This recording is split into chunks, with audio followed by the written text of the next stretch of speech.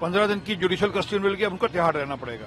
ये पहले मुख्यमंत्री होंगे दिल्ली के जो कि तिहाड़ में होंगे और मुख्यमंत्री रहते हुए तिहाड़ में। कुछ शर्म हो तो इनको तुरंत इस्तीफा देना चाहिए।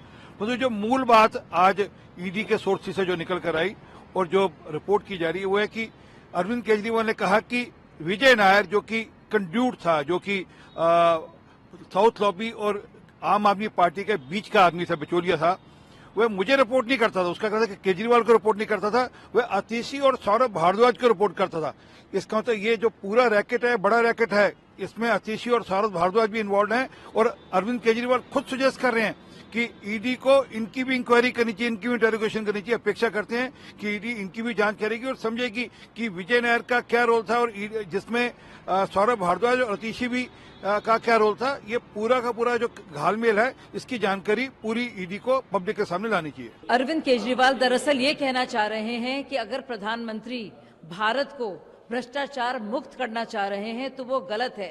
ये वही केजरीवाल हैं जिनके पूरे करियर का लॉन्च हुआ था इंडिया अगेंस्ट करप्शन से, यानी कि भ्रष्टाचार मुक्त भारत के लिए जो उन्होंने आवाज उठाई थी, खासतौर से रामलीला मैदान में, जिसके लिए उन्होंने अन्ना हजारे को जिस तरह से इस्तेमाल किया वो हम सब जानते हैं।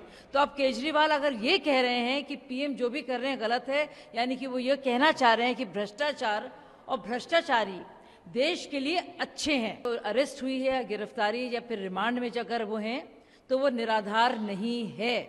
सबसे पहले मैं बता दूं कि 9 समन उनको पहले भेजे गए थे।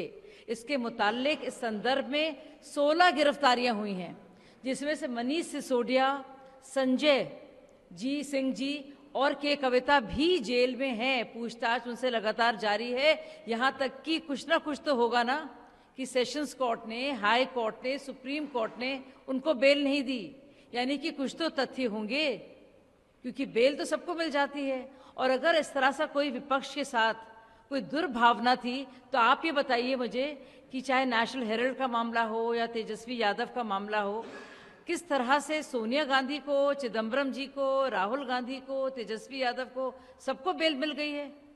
तो आखिर क्या खासियत है इस केस में कि मनीष सिसोदिया को कोर्ट से बेल नहीं मिली है?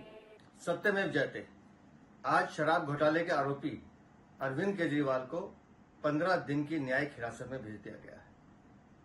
शराब घोटाले में दिल्ली को लूटने वाले, दिल्ली को ठगने वाले अरविंद केजरीवाल अब कट्टर ईमानदारी का दावा पेश नहीं कर सकते। हमारा ये पहले दिन से मानना था कि शराब नीति में दिल्ली के युवाओं को नशे में धकेलने का काम किया गया, दिल्ली को लूटने का काम किया गया है। और आज बार बार ये बात सच हुई कि जब माननीय न्यायालय ने स्पष्ट किया कि आपको न्यायिक हिरासत में जाना ही होगा, क्योंकि शराब नीति में घोटाला तो हुआ है। मुझे उम्मीद है कि दिल्ली की जनता अब इन नए किरदारों को भी देखेगी जिन्होंने दिल्ली को लूटने का। देखिए, आपको साफ देखने को मिल रहा है कि कैसे पीएमएलए कानून का हमारे देश में दुरुपयोग कर रही है भाजपा, कैसे अपनी एजेंसीज का दुरुपयोग कर रही है भाजपा। अभी शरद रेड्डी से 60 करोड़ लिया, जो उसके अरेस्ट के बाद, उसके बाद वो सरकारी गवाह बना, उसके बाद बेल होती है, उसके बयान के आधार पर मुख्यमंत्री जी की गिरफ्तारी हुई है।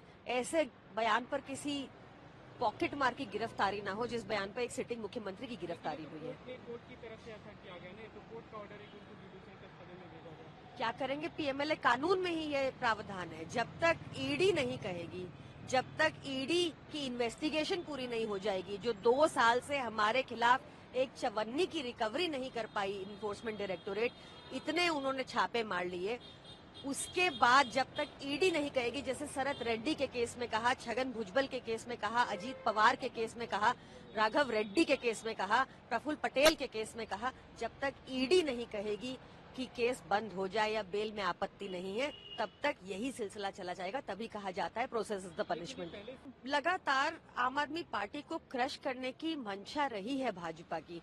लगातार खरीद फरोख्त की कोशिश रही है विधायकों की।